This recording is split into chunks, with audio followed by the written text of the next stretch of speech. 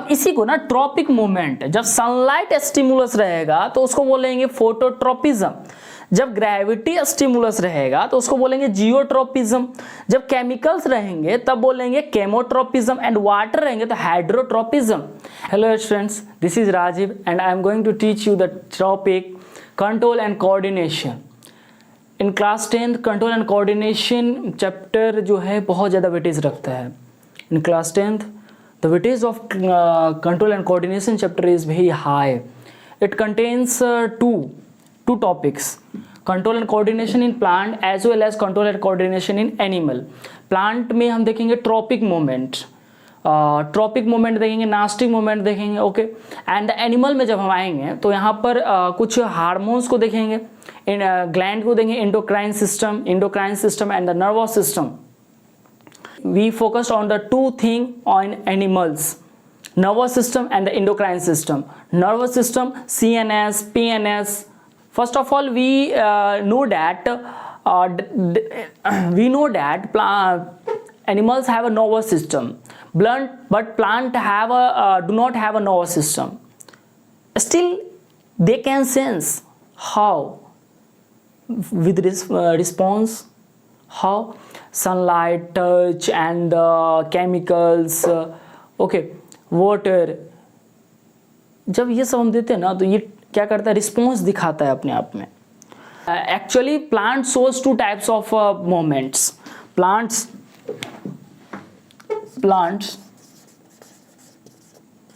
Shows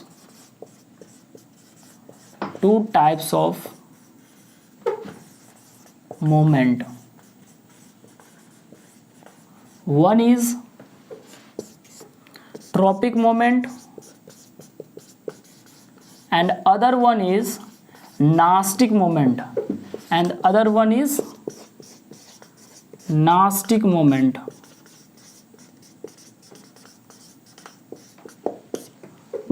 One is nastic moment. What is tropic moment? What is tropic moment? The moment of plant part, the moment of plant part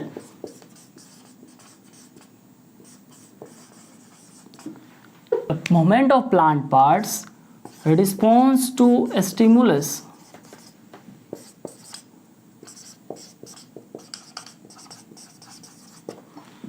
तो ये stimulus के response पर ये movement दिखाता है, इसीलिए हम बोलते हैं ट्रॉपिक मूवमेंट। स्टिमुलस, अब स्टिमुलस क्या सब हो सकता है? स्टिमुलस भाई आपका फर्स्ट आपका लाइट हो सकता है, सनलाइट, ठीक है। देन आपका ग्रेविटी हो सकता है, देन आपका केमिकल्स हो सकता है, देन आपका वाटर हो सकता है। वाटर डालो, क्या डालेंगे? वाटर।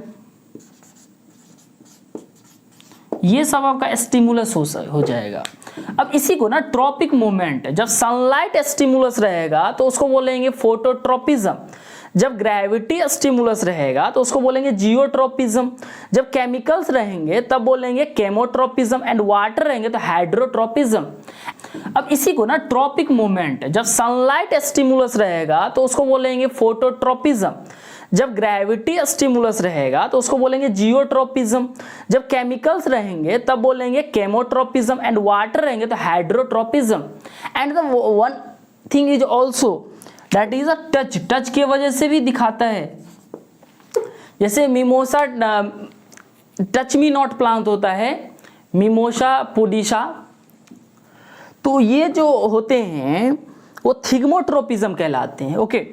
तो जो स्टिमुलस के रिस्पॉन्स, स्टिमुलस आएगा उस पर रिस्पॉन्स दिखाएगा मोमेंट ऑफ प्लांट पर, ओके।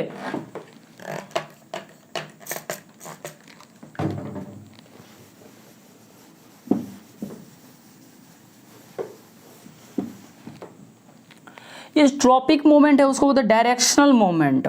डायरेक्शनल मोमेंट क्यों बोलते हैं डायरेक्शनल मोमेंट? इसको जो बोलते हैं वो डायरेक्शनल मोमेंट होते हैं, बिकॉज जिस डायरेक्शन से स्टिमुलस अटैक करेगा उस तरफ रिस्पॉन्स अपना दिखाएगा, directional moment.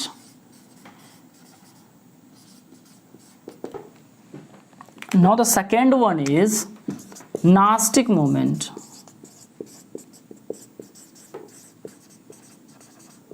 What is now the movement of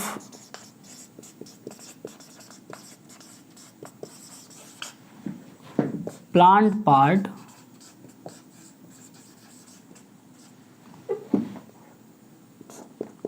in response to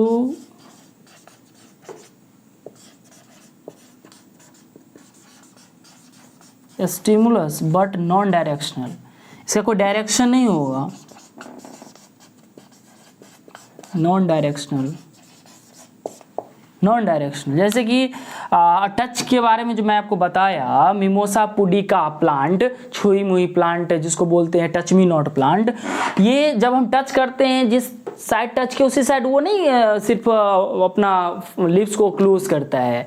all the sides will close the lips when we touch touch me not plant mimosa pudica. Okay, so this is a nastic moment, not a tropic moment. This is a nastic moment. That moment was a nastic moment. We will discuss about the plant hormones. Okay, thank you.